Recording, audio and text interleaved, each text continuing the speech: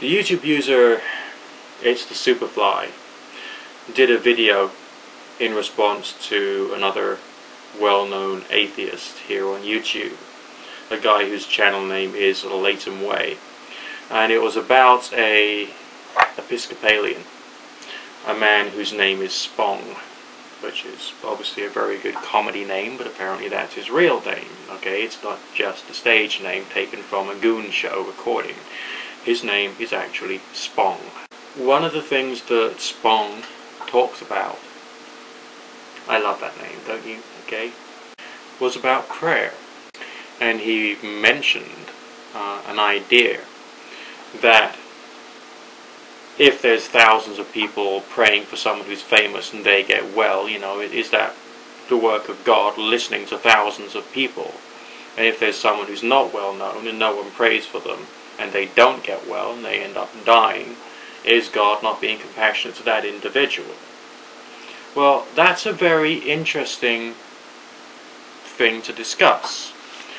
Literalist Bible believers would have you believe that prayer is about talking to God, and then God listens to the prayer, decides whether it's worthwhile doing something about it, and then does something positive.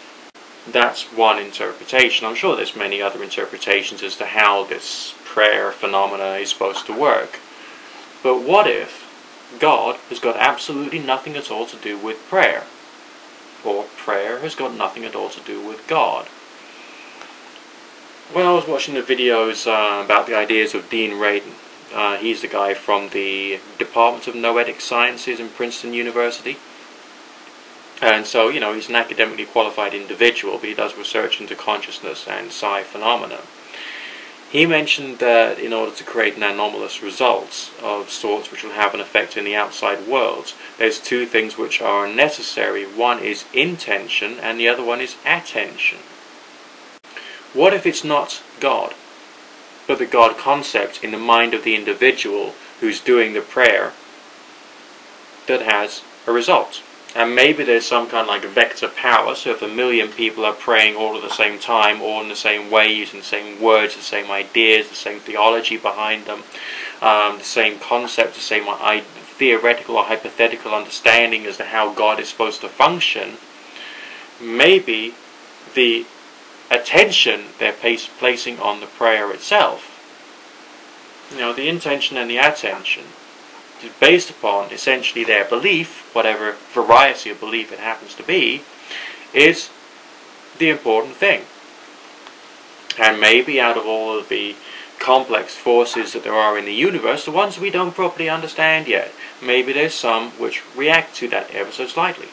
So if there was 1 million people praying for one particular person to get well during a particular time, maybe it becomes marginally more likely that that person gets well than if one person prays for a person who is not known at all. So my first point here is talking to God. Maybe it's not talking to God, it's talking to something that you believe is God, and that may have an effect upon the outside world. Secondly, the more people who do it, the better it's going to be. Maybe. Thirdly, why does God even have to be a part of this process? Is there some kind of like administration structure, and you know, the angel has to listen to your prayer, he's got to rubber stamp your prayer document, he's got to send it off to the inbox of a particular prayer department. You got the St. Peter and the Archangel Gabriel sort of like looking for a few requests, or we can do this one. Hey, man upstairs, should we do this one today? Okay, we'll do that one. Does it work like that? Or is it much more direct, if it works at all? And I'm sure I've mentioned this before, you know, there's lots of forces in the universe we don't know about. There's tons of dark matter or dark energy flowing through me right now, and maybe out of all of the broad spectrum of other forms of energy or quantum effects which are happening right now or right this minute, maybe consciousness is a part of it. Of course we can't say, and all we can do is just to explore and experiment. I can't sit down here and make a truth claim yet now, can I? No, but I can provide you with a hypothetical, and the hypothetical is that prayer might have a effect, but a effect which is not properly understood. I mean, my personal experience dictates that prayer can do weird things to me. It can have an effect upon my own mind if I do it in a way which is appropriate under certain circumstances. It can take away certain emotional negativities. So I'm aware that there is a reason for me to get on my knees and talk to a higher power of my own understanding for the purposes of doing some good for certain aspects of my psychological structure. But once in a while one does get the occasional experience that makes you think that maybe there's some kind of effect outside of the body, something which might happen over space and or time. And these strange experiences, yes, they're just strange experiences, but they can be an excellent foundation for a kind of belief that maybe there's more to it. And maybe the man upstairs doesn't need to carry on rubber stamping every single prayer request which comes his way.